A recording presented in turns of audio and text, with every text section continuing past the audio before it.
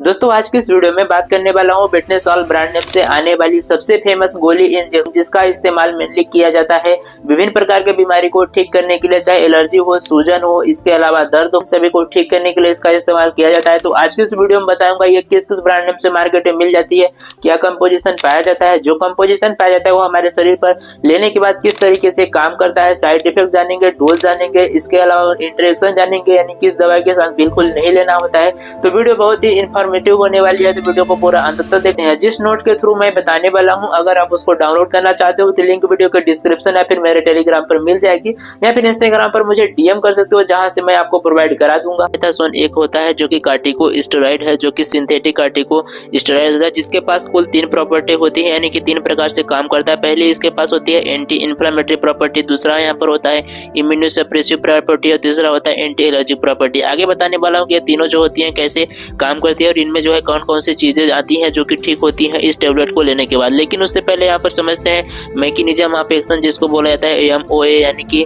कैसे काम करती है। अगर इसके बारे में बताऊं तो यहाँ पर आप जैसे यहाँ पर मैं चार्ट बना रखा है, तो सबसे पहले यहाँ पर बात करते हैं जब बीटामेथासोन हम लेते हैं, तो बीटामेथासोन को लेने के बाद जस्ट ये लिपोफिलिक होती है, तो देन यहाँ पर आपके सेल मेम्ब्रेन में जाती है, लिपोफिलिक होती है। तो यहाँ पर जो साइटोप्लाज्म होता है सेल मेम्ब्रेन के अंदर, वहां पर जाती है सबसे पहले। वहां पर जाने के बाद यहाँ पर साइटोप्लाज्म में स्थित ग्लूकोकार्टिकोइड रिसेप्टर जो होता है वहां पर ये जो है बाइंड करती है। जैसे यहाँ पर ये रिसेप्टर पर जाकर के बाइंड होती है, तो बाइंड होने के बाद यहाँ पर एक कॉम्प्लेक्स बनाता है जिसे बोला जाता है ड्रग रिसेप्टर कॉम्प्लेक्स। जैसे ड्रग रिसेप्टर कॉम्प्लेक्स बनता है तो कॉम्प्लेक्स जो है सीधा जाता है न्यूक्लियस में।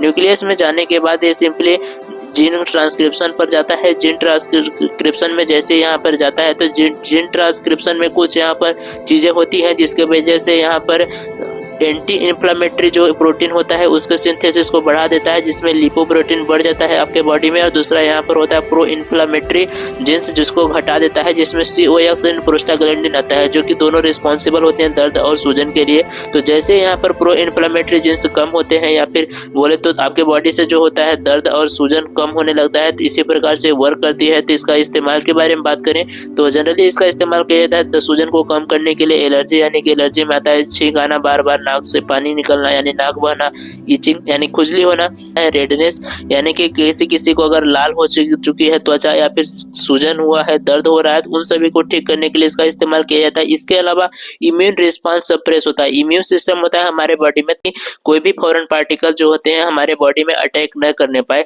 ताकि आपको सुरक्षित रखता है रोगों से। तो ये जो होता है इम्यून सप्रेस रिस्पांस को सप्रेस करता है, यानी कि जो आपका इम्यून सिस्टम प्रॉपर वर्क कर रहा है, जो कि आपके शरीर को रोगों से लड़ने की क्षमता प्रोवाइड कर रहा है। तो अगर आप ज्यादा दिनों तक स्टेरॉइड का इस्तेमाल करते हो तो आपका जो इम्यून सिस्टम होता है वो वीक होने लगता है। जैसे वीक होगा तो आप जल्दी जल्दी बीमार पड़ सकते हो। इसलिए बोला जाता है कि स्टेरॉइड का जो इस्तेमाल होता है वो डॉक्टर द्वारा दी गई सलाह से ज्यादा नहीं करना चाहिए। तो यहाँ पर ये हो गया साइड इफेक्ट की बात करें। जनरली इसका साइड इफेक्ट होते हैं, कुछ कॉमन साइड इफेक्ट मैं बताऊं, जैसे कि इस टेबलेट को अगर आप इस्तेमाल करते हो तो किसी किसी व्यक्ति को इसे लेने के बाद, जैसे कि पहला साइड इफेक्ट उनकी अगर इसकी क्रीम भी आती है तो क्रीम इस्तेमाल करने पर जो स्किन होती है वो पतली हो सकती है, त्वचा पतली हो सकती है। दूसरा यहाँ पर साइड इफेक्ट ये होता है कि जो है पेट दर्द कर सकता है किसी किसी व्यक्ति का। इसे लेने के बाद जो हड्डी होती है वो कमजोर हो सकती है, इसलिए इसका इस्तेमाल डॉक्टर द्वारा दी गई डोज से ज्यादा नहीं लेना चाहिए, नहीं तो हड्डी कमजोर होने के बाद हड्डी टूटने का चांसेस ज्यादा होते हैं। तो यही कुछ इसके कॉमन साइड इफेक्ट है। तो इनका जो डोज और ड्यूरेशन होता है वो डॉक्टर द्वारा बताए गए दिनों के अनुसार ही लेना। सारा कुछ आप पढ़ सकते हो, किस ब्रांड नेम से आती है, इसका इस्तेमाल कब कब किया जाता है, साइड इफेक्ट क्या होते हैं, डोज क्या होते हैं, सावधानियां क्या होती है, सारा कुछ हमने यहाँ पर 100 पेजेस से भी ज्यादा बना रखा है। तो आप चैनल को सब्सक्राइब कर वीडियो को लाइक करके अगर आप कमेंट करते हो या टेलीग्राम पर ज्वाइन करने के बाद अगर आप डीएम करते हो तो मैं वहां पर आपको सेंड भी कर सकता हूं। अगर आप मेडिकल स्टूडेंट हो तो आपको बहुत हेल्प होगी, क्योंकि हमने जो है 100 से भी ज्यादा दवाइयों के बारे में ऑलरेडी हमने वीडियो बना रखी है और उनकी जो नोट्स है उसे भी यहाँ पर हमने प्रोवाइड कर रखी है।